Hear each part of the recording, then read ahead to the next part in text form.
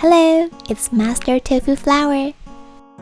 Today, I will talk about how to cure Urushi at home. First, I will explain the curing process of Urushi. Urushiol is the main component of Urushi. It reacts with oxygen and creates a plastic-like film. This reaction is catalyzed by an enzyme named lacase. There are 4 main elements that affect the curing process of Urushi. Those are air, earth, water, and fire. Air. The Urushiol needs to react with oxygen to cure. For this reason, the Urushi needs to be applied in multiple thin layers so that the bottom of each layer can be fully cured.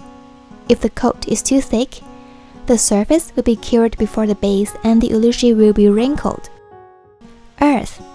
The enzyme is a catalyst necessary for curing the Urushi. The enzyme is naturally present in the Urushi, which is a tree sap. The enzyme can be damaged by bacteria and heat. Hence, it is better to store the Urushi in the fridge. Water. Be water. Humidity has a great impact on the speed of curing on the Urushi. If the humidity is below 40%, it will not cure.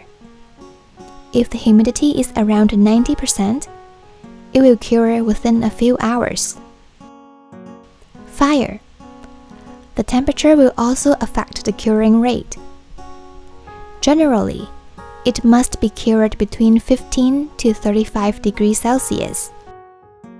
It will cure very slowly if the temperature is below 15 degrees Celsius. The speed of curing will increase as the temperature gets higher. However, the enzyme can be damaged if the temperature is above 40 degrees Celsius.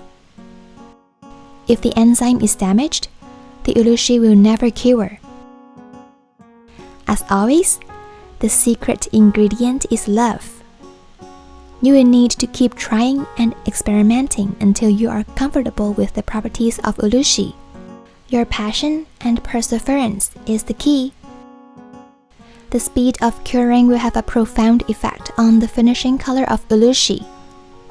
In general, the faster the curing rate, the darker it will become. From last lesson, we learned that by lowering the temperature and humidity, the color of the cured Urushi is much lighter, as demonstrated on the right-hand side of the slide. The curing time for Urushi can be varied hugely depending on the temperature and humidity. It can range from 2 hours to 1 week. Urushi needs to be cured in a chamber called Urushi furo.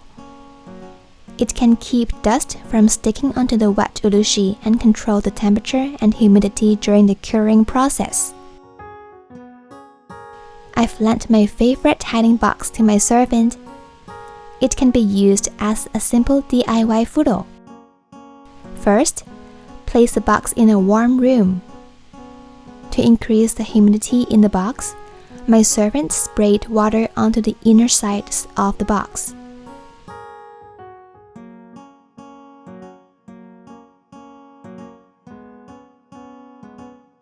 After letting it absorb for 1 minute, wipe off the excess water with a paper towel.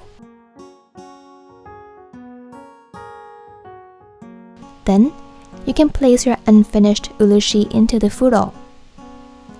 You can maintain the humidity by placing a small cup of water or wet towel inside. After you're done, remember to close the box. You can use a digital thermometer and hygrometer to monitor the temperature and humidity inside the furo. Alternatively, you can use an airtight food container as a furo. This food container furo is especially designed for fountain pen Urushi works. My servant filled the base using air-dried clay. Then use a ruler to level it.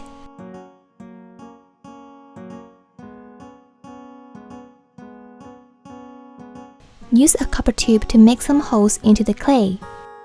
Keep the tube into the clay while it dries, as the clay will shrink in size. Let it dry for a week. You can remove the copper tube from the clay and use it as a holder for your work. You can increase the diameter of the holder with some PVC tape.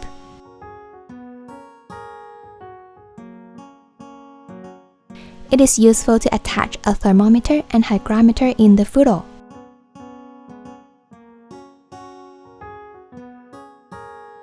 To increase the humidity, you can spray water on the bottom of the clay base. I hate water. Meow. Then, put it back to the base of the funnel and cover it. Ready! Alternatively, you can use the mist from the humidifier directly to increase the humidity of the funnel. I will be making an easy urushi pen using raw urushi in the next video.